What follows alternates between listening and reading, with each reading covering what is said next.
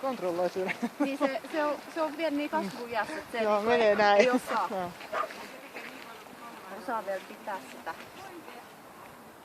Kun ne on oikeastaan ne, ja yksi mitä katsotaan, jos tulee se nopeus, on se varmuus. Ja sitten tietysti siinä vaiheessa, kun se koira varmasti osaa ne liikkeet, niin sittenhän sitä voi myös pienillä pakotteilla opettaa väistämään.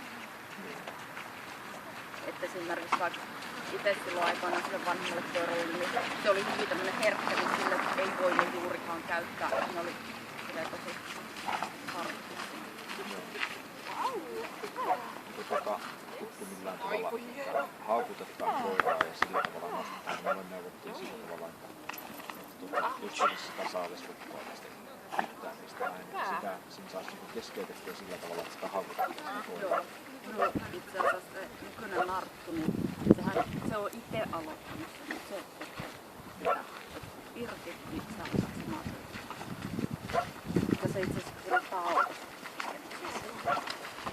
Sitä hienoa itse opettanut.